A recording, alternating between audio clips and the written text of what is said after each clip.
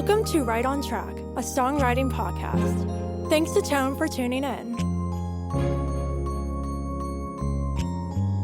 I'm Demi Michelle Schwartz, and I'm thrilled you're joining me on my songwriting journey. So kick back and relax, don't fall flat, and remember, stay right on track.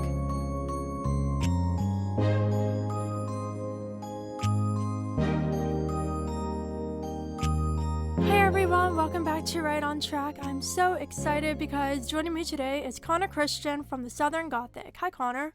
Hey, how are you? I'm great, how are you? Doing really well, thanks. Thanks for having me on. Of course. How's your 2022 going so far? Oh, I can't complain. Just finally getting started, kind of, pulling out of this winter funk like everybody else, I think. Yeah, for sure. So I'm so excited you're joining me today because we're going to be talking all about life on the road. I myself have not toured before, so this is going to be lots of fun to hear everything you have to share. But before we get into that, can you share a little bit about yourself and the Southern Gothic? Yeah, I'd love to. As you mentioned, my name's Connor Christian, and my band's called the Southern Gothic. Back in our early days, we were called Connor Christian and Southern Gothic, but that was quite a mouthful, and I was always there, so I felt like I didn't need to have my name on it anymore. Anyway, we started in 2008-ish. Most of us had been together kind of in other bands before that, but started in 2008 and got our our first record deal as a band in 2009. We put out a couple of records. Our first record that ever charted for us was called New Hometown in 2013, and we'd been kind of touring on those songs and really getting them the way we wanted them for years up to that point. So when we did that record, it was a really great representation of what we sounded like live, and I think a lot of people really responded to that, and that was that record charted for us. It debuted. It was number one on the Heat Seekers chart on Billboard. It's Billboard's chart for the new artists. So we came out number one on new artist, and we came out number 17 on country. We don't necessarily always identify as a country band, but we'll take a number 17 Billboard debut any day of the week.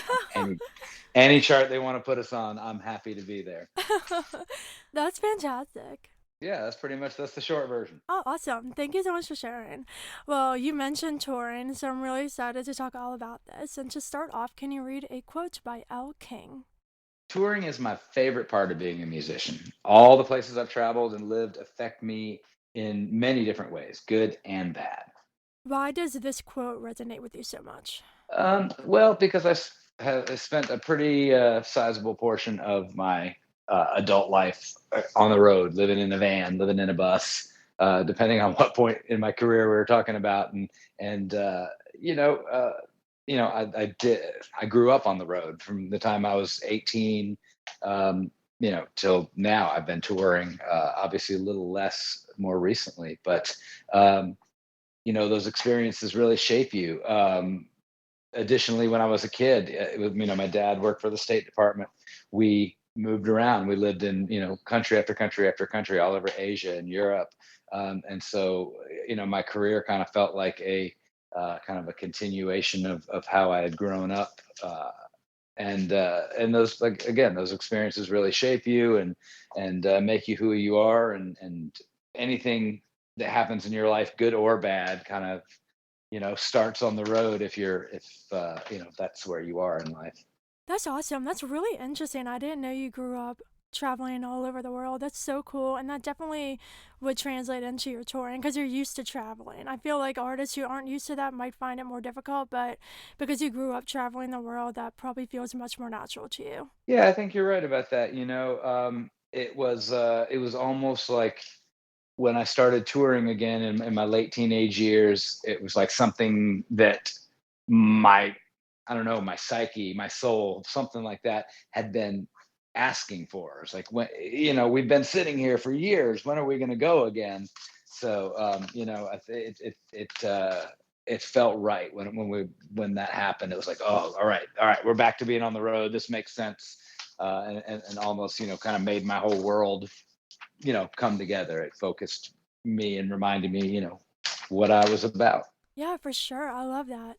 One part about this quote that really jumped out at me was the good and the bad, because there's pros and cons to everything. And so let's start off with the positives. What are some of the good parts or your favorite parts of touring?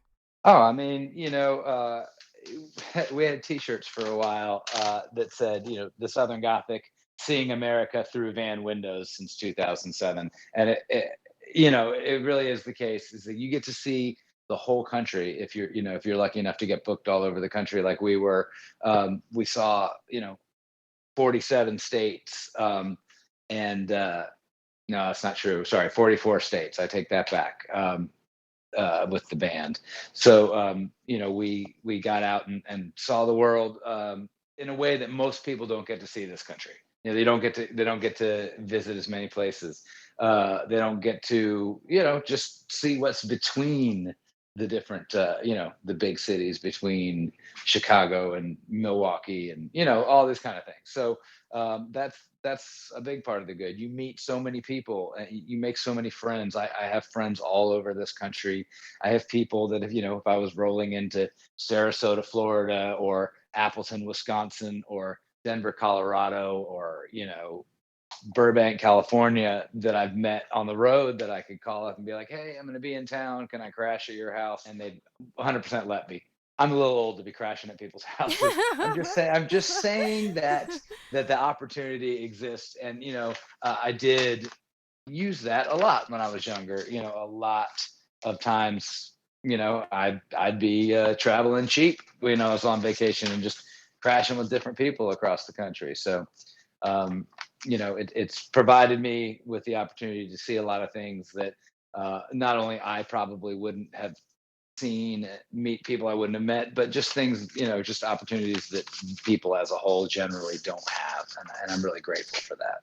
For sure, yeah. Do you have a favorite city to play at? Whew, that's really hard to say. I feel like some of our best shows have been in Chicago. Um, I always feel, um, a whole lot of love in Tampa, Florida, and Washington, D.C. Those have been two of my favorite places to be. Always feels good. Most of my adult life, I lived in Atlanta, Georgia. So going back to what I would call home now, that's always nice. So those are some of my favorites. I don't know if I have a favorite, but those are some of them. Awesome. So, what are some of the biggest challenges that a touring artist faces? Well, sleep is definitely one of them. Especially early on when you're in the van. It's not a situation where you can sleep on the move like if you're in a bus. So if you're in the van and you've got 6 hours, 8, 7 hours between shows. That means you've got to try to get to sleep after the show and get up early and then get to the van. And then, somebody in the band has got to drive the van. And, so getting enough sleep, especially as a singer, is definitely a challenge. Um, Eating right would be another one. I really try to focus on health, and eating right on the road can be difficult. So much so that sometimes you just don't eat because the options that you're looking for aren't available. So between eating and sleeping, just staying healthy on the road is definitely, I would say, the number one toughest thing for me. Being away from my family, from early years, being away from just close friends, and then as I got older, I got married, and being away from my wife, and then being away from my kids as that happened. Those are the tougher things, and just trying to stay connected back home. Yeah, there's something else I wanted to talk more about with you. So, how do you balance that? How do you balance being on the road with making sure you're at home and spending time with your family and friends? That's a tough one. It's not something that is easily done, and I have failed almost as many times as I've have succeeded at that in life, trying to create that balance. And you do what you can at the time, and sometimes one thing or the other is going to suffer because that's just how it is, and it's unfortunate, but sometimes that's just how how life on the road works. You feel like you're disconnected from your family, or or you're at home and you feel like you're neglecting work because because you are, and you can't do both with your whole self. At any given moment, you're going to be um, juggling, and you're not always going to be able to balance it, and you've got to have to learn to cut yourself a little bit of slack, because it's just the nature of this business. Yeah, I love what you said there at the end. I feel like the music business is really difficult in general, and so you can't get hung up on a lot of things all the time and just kind of go with the flow. And if something doesn't work out, that's okay, and you can do better next time. And so I really think it's important that you have that mindset that, being home with your family, you're going to leave your music career behind. With the other way around, you're not spending time with the loved ones. And I can't imagine that's probably so difficult at times. Yeah, it's I think one of the reasons that this life isn't for everybody. If you're not great at doing that, compartmentalization thing, it can be extra tough. And uh, it's funny. I've been in a lot of bands with a lot of guys over the years, and the great majority of the men and women that I've played with, um, both the people in the actual bands and the people on the road, it's pretty rare that they had kids. And I was always kind of the outlier, the one who did have kids, and um, a wife at home. Some of them had wives, but or husbands. In Elena's case, but just not a lot of them had kids, and when they did, they usually exited the band pretty shortly thereafter. Mm. Okay, yeah. Yeah, that's a perfect transition into my next question, which is what are some things that artists should consider before deciding to tour? Uh, well, I think you have to be realistic about the kind of money you think you're going to make. Um, you're not going to make a killing on the road right out of the gate, unless you just, you're just an act that's super in demand. And if you are, congratulations, because that doesn't happen for most of us. Most of us have got to go into a town, and hopefully you play a place that's got a built-in crowd the first time, and you go in there and you create some fans, and then you know build a fan base slowly, and kind of get it up to being sustainable. It's not gonna start that way. You're not gonna just be able to get in your van and book a tour and be profitable right off the bat. So when you're deciding to tour, you kind of have to look at it as an advertising budget. um, you're like, well, I'm going to lose $800 to take the band out for this week. um, you kind of have to look at that as an investment in building something that's going to be sustainable down the road. In some cases, I've been in bands when I was younger where it was a group of guys that were all equals, and we were all working toward the same goal. And so if we had to go out there and play for nothing, or everybody played for $30 a night, then it was something we all did together. And then, as I got older and I got in bands where it was my band and I had, employees, and, you have to be willing to pay those guys what their rate is, even if you're not making enough to pay those guys what their rate is. And just being realistic about that. And, being sure you're financially prepared for it, being sure that you are emotionally prepared for it, that you're ready to be out. It's no big deal, obviously, to go out for a weekend and play a Friday, Saturday night. But if you're going to be really touring, you're going to be on the road, you're going to be gone. Um, you know, being sure that you're prepared for that. Like I said, financially, emotionally, physically, it's a lot of stuff. It's a lot to be ready for. Sounds like it for sure. Do you have tips of preparing yourself mentally and emotionally for touring? I mean, I think for me, at this point in my life, I go into tours pretty clear eyed. I know what to expect.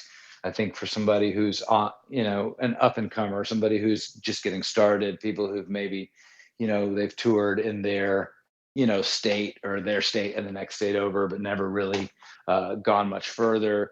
I think maybe finding another local musician that's done it, somebody that'd be willing to, kind of talk to you.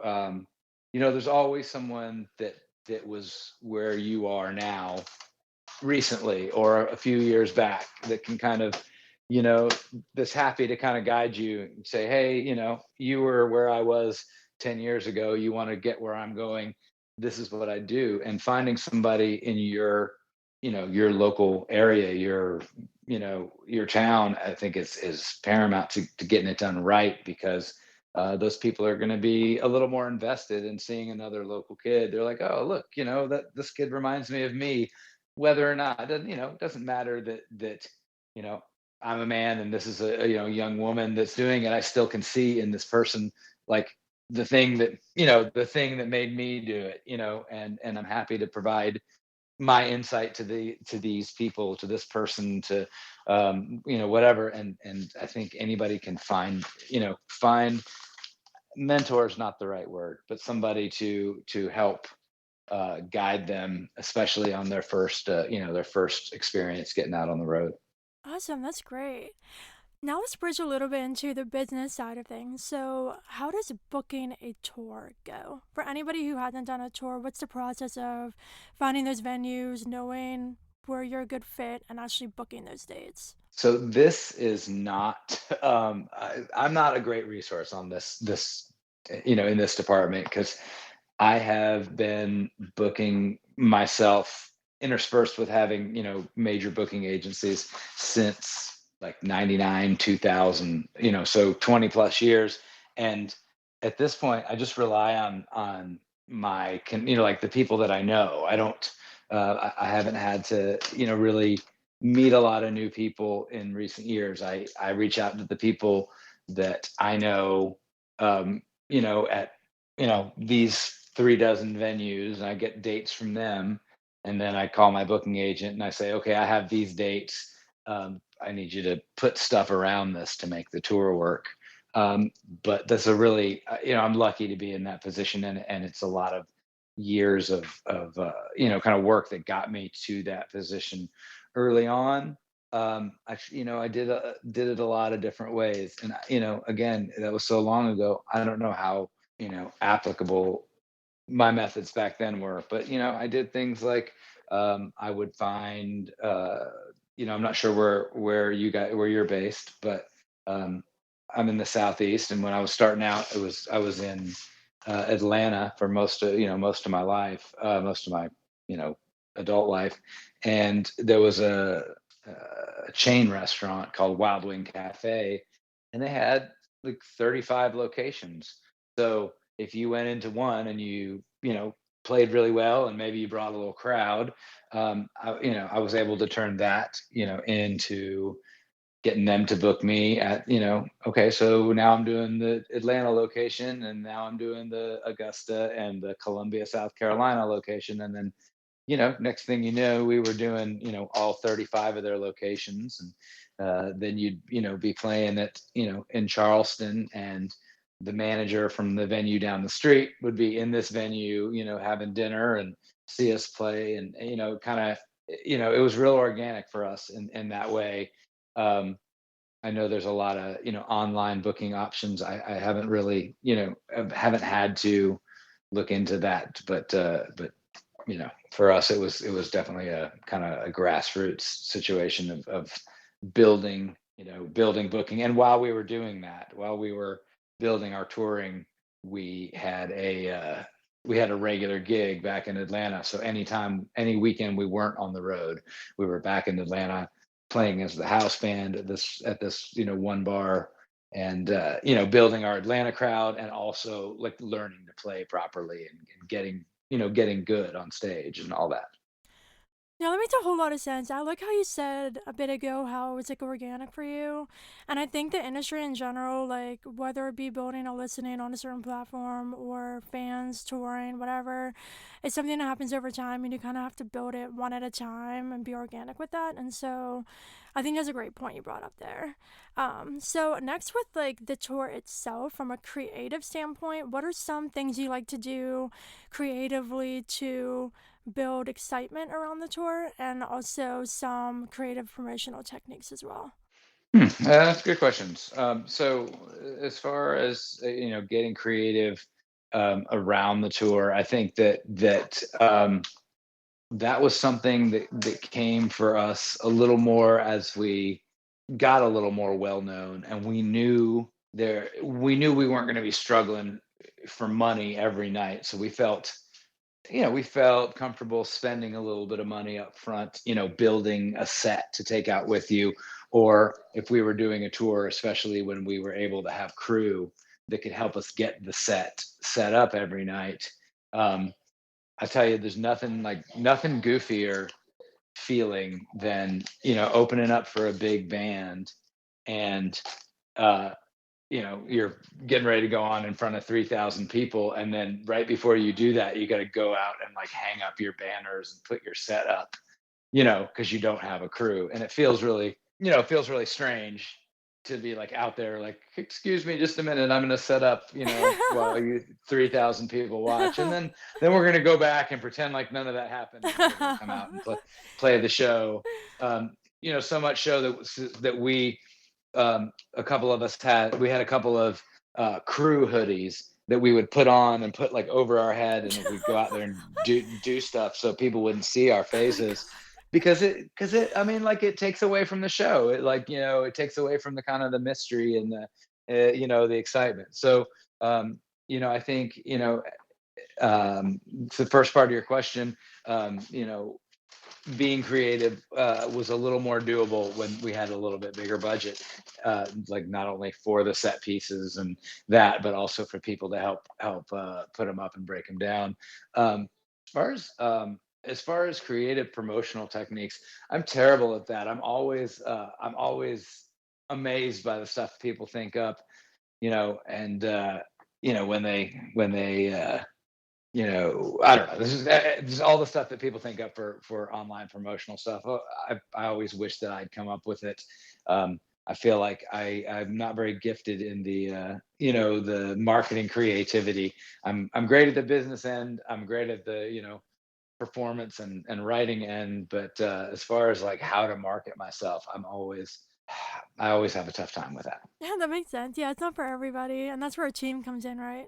Yeah, yeah. If when you get to that point, if you're able to get a team, man, that changes everything. I know when we signed, I want to say it was 2011-ish. We signed our with our first major management firm, and that was when everything changed for me. They were able to, put other people around me, and it just made a world of difference to have that experience, and that people that cared behind us. Yeah, for sure. So now let's wrap up by talking about the fun stuff when you're actually on the stage and performing at the shows.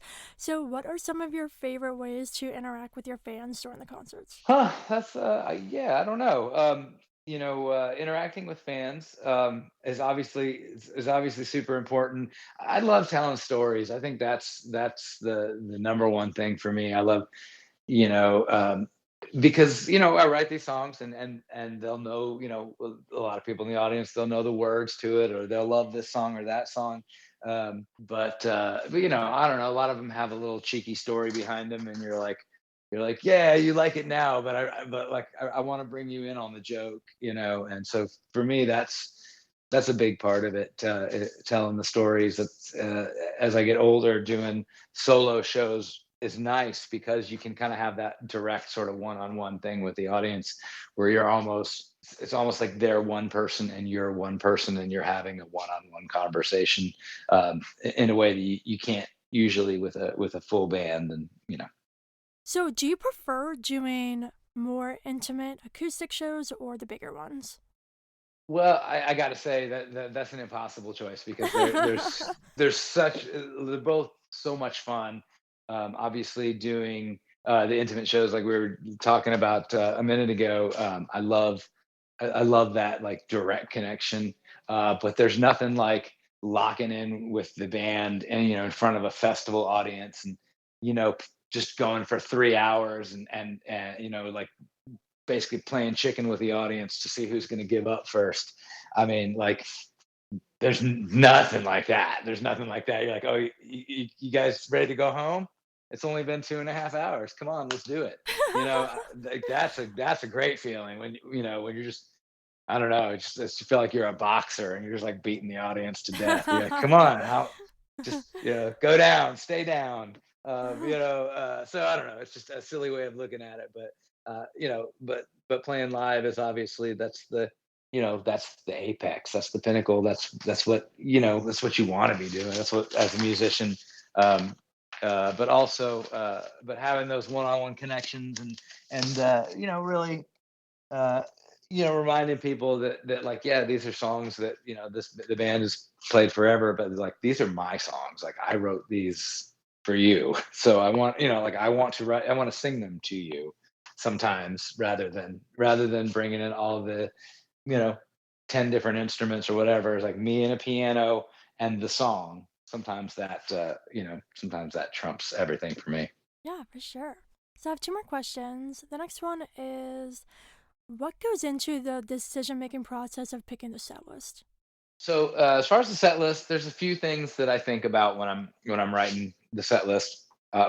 One, I know some bands have more of a, this is our set for this tour. With us, it's an every night thing. It's like, what's the vibe going in?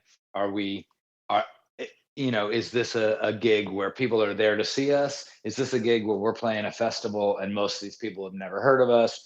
So that's important. If we are opening act, well, it's important that we put all our like big banger songs at the end of the set, because we want to catch as much of the headliners crowd as we can. If we're the headliner, we might put more of our high energy stuff right at the very beginning to capture the any people that came for the opener, that kind of thing. When it comes to the set list itself, I try to think about, with our band, everybody switches instruments a lot, so I try to keep everybody on the same instruments for a few songs in a row, because it's crazy if you're like switching from violin to banjo to piano to guitar, every single song. So I think about what everybody's playing. I think about what key the songs are in. I try not to have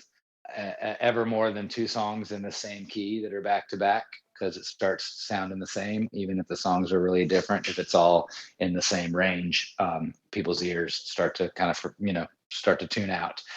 So instruments, key, and tempo, flow of the show is obviously the most important thing. So you don't want to have all your slow songs, in one big sinkhole in the middle of your set. It's really important to keep the set moving and to have enough up tempo stuff throughout, uh, to make the set make sense. Perfect. So much great advice. So, one more question for you. What is your all time favorite memory from touring most recently? Um, so I would say it was one of those Chicago shows. We were on tour with ZZ Top, and we got up there, and when we were on stage, there was 31,000 people in front of the stage. So this is one of the biggest shows that I'd ever played in my life, and it was definitely the biggest show that band had ever played in our life. And we're in the middle of the set, and we only had 45 minutes at this festival, so we're trying to jam as many songs in as we can. I'm not talking in between songs. I'm just like, thanks a lot, here's the next song, and we go to it. Along those lines, in between a couple songs, I grabbed my beer. I've got like a cup holder on my mic stand, and I grab my beer and I take a big drink of the beer and I set it down. And for whatever reason, the cameraman like zooms in on my beer, and I was trying to hurry, so I set it down and it foamed up and it was like foaming over the top. And so as I'm standing there, on both sides of us on the jumbotron, there's these huge videos of my beer spilling. And so 31,000 Chicagoans decided to boo me.